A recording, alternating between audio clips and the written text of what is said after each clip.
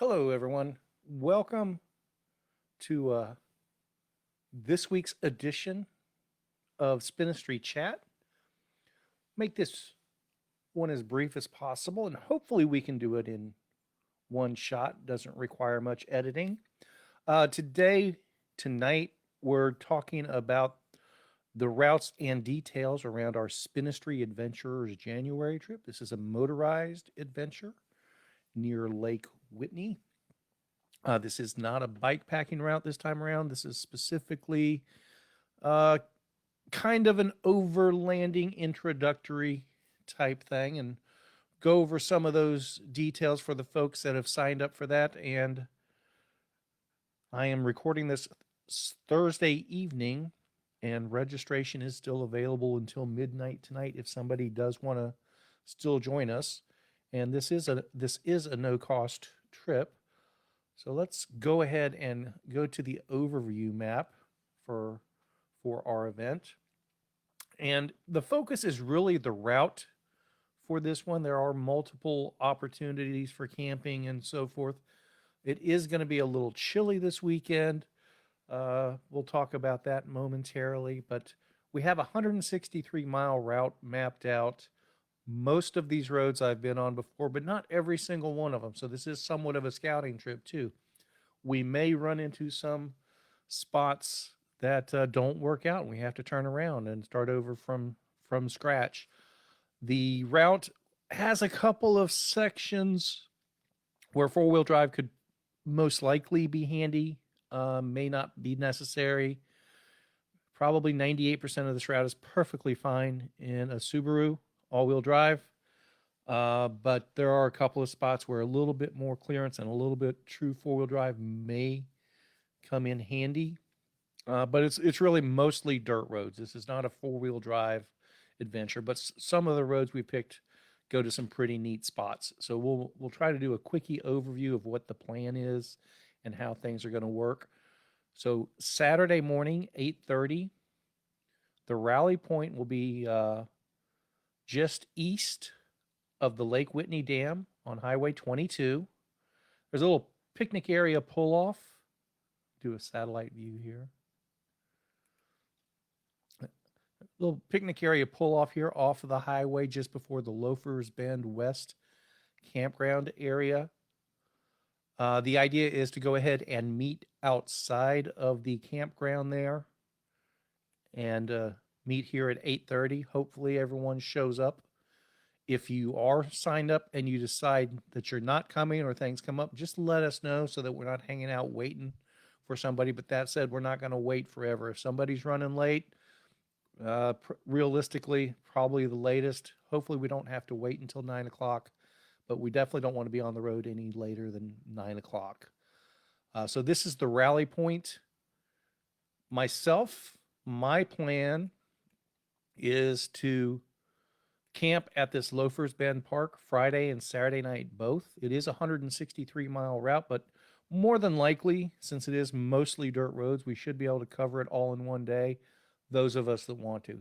People that want to take their time and do some sightseeing, you're not obligated to play follow the leader and go in a caravan or anything like that. If people want to take and follow their own muse and take their own route and go off and do their own thing, they're welcome to. There's no problem with that. But my plan is to stay at this Loafers Bend Park both Friday and Saturday night. Have a reservation for, I think it's Screen Shelter W18. I think it's over here in this little wooded cul-de-sac thing here, but I'm not positive. Never been to this park before. Friday night, it's going to be pretty chilly. It's supposed to get down to like a low of 31 with a stiff breeze coming from the northwest off of the lake.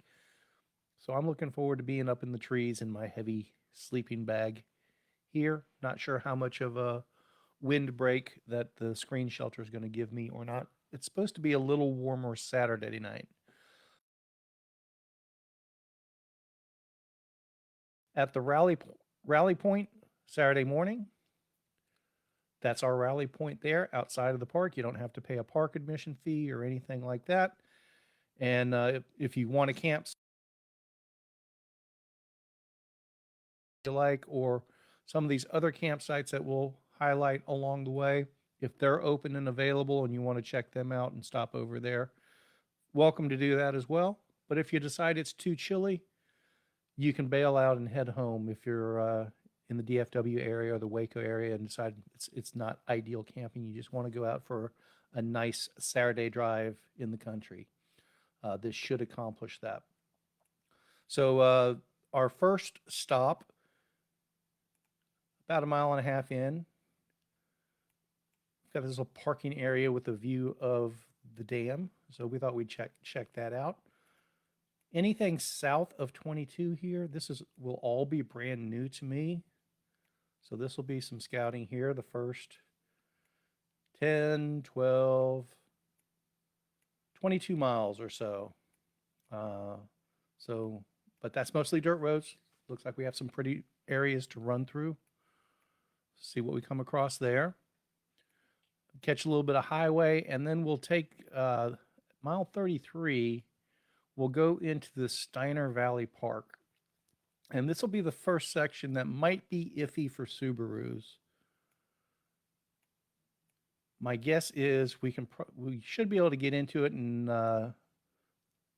we'll see. There's some up and down and some loose rock on the hills through this back corner here.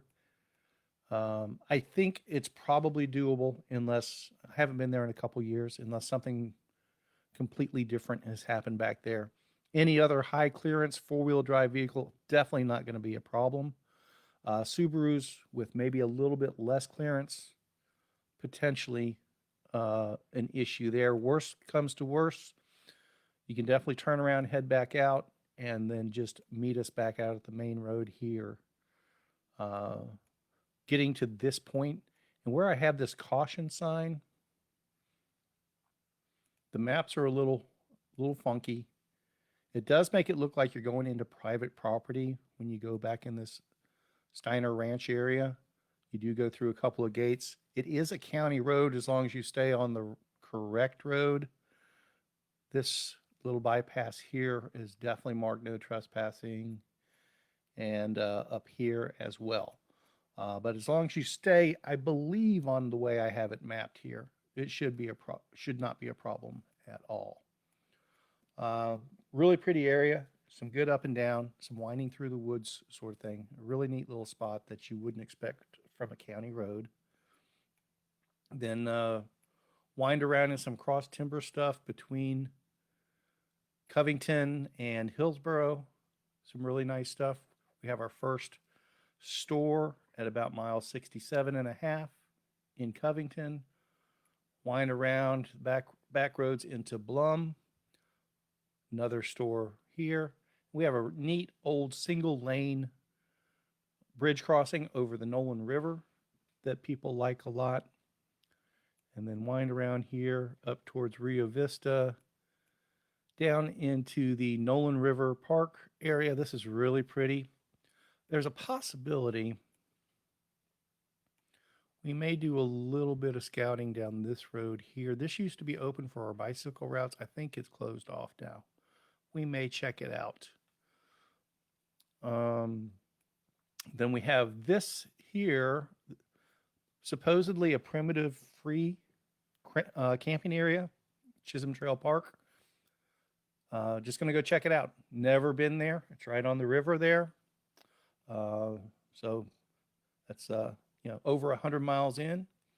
If somebody decides they've had enough saddle time, seat time for the day, and they want to do some primitive camping there, that's a possibility.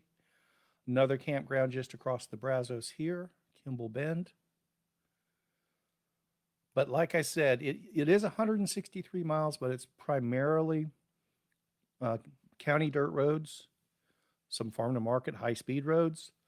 Realistically, on these type of roads, we can usually do 200 to 250 miles in a day, no problem. So I don't think 163 miles, and that's just plugging along and just doing your thing, not particularly, drifting turns sideways or anything like that. So if we're just plowing along for the day, we can probably make that full loop. That's my current intention. But if you want to take the scenic route, stop here and there, take some pictures, have a picnic lunch and all that, please feel free to do that. And if you want to find somewhere else to camp for the night, you can do that. Or you can cut the route short and take the highway to Loafers Bend as well. I believe this Plowman Creek, I think that's closed for camping. I think it's technically off season, but not positive. And potentially the Steel Creek Park as well. But we'll probably, as we're scouting things, check those out.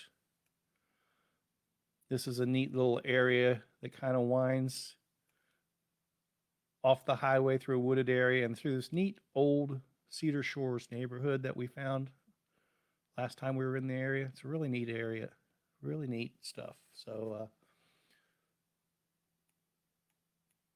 and this is some new dirt roads through here to check out.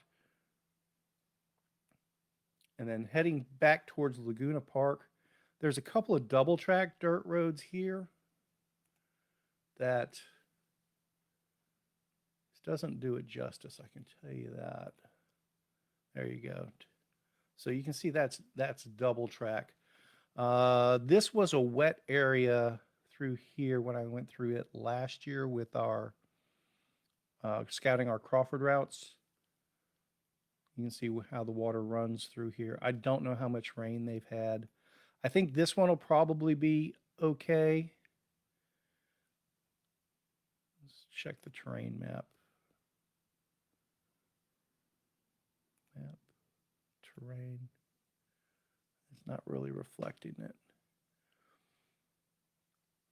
There's a good little dip in here that if it's holding water, that might be tough for a Subaru, but that's also something we'll send the Jeep or my truck through first, and if it looks like it's problematic, it won't be a big deal to do a 15-point turnaround and go around. And then we have one other double track spot through here. I don't think this will be problematic at all. I went through this road last year in my truck after a huge rain when it was basically flooded the whole road, but it was firm bottom the whole way, and I don't think we've had anywhere near that sort of rains around here. But as a just in case, if somebody gets separated from the crew and you're in a Subaru or a lower clearance vehicle, these might be a couple of spots to consider going around if you're by yourself. And that's just before the end back to Loafers Bend West. Like I said, I think this I'm staying in screen shelter 18, which I think is over here, if the map that I was looking at was correct. And I specifically booked it to kind of be in the wooded area just in case it did turn into a cold evening with a breeze blowing off the lake, which looks like exactly what we'll be getting. But anyone else that might be camping Friday night, just message me back. Let me know what spot you're at. Also, the plan is hopefully for everyone to have FRS or GMSR radios. Channel 4 is what we plan to be on. If you don't have a radio, I may have an extra one or two, but not planning to provide for everyone by any stretch of the imagination. Worst case scenario, just use my email address, spinistry@gmail.com. If we get separated and you run into an issue of some sort, we'll take care of it at that time. I think realistically, except for maybe this Steiner Valley area, we should have cell coverage almost the whole time. There may be a random spot here and there, but for the most part, we should have cell coverage for the entire area for this trip. Looking forward to checking out this loop as a whole. Definitely going to be eyeballing a few new sections and see how it all ties together. And I'm looking forward to checking out this campground and the other campgrounds around the lake in the area as well for some future trips as well. So those of you that have signed up and are joining us, appreciate you joining us for this grand adventure. Looking forward to going out and about. And if you're curious and interested in joining us, you have until midnight Thursday night to sign up.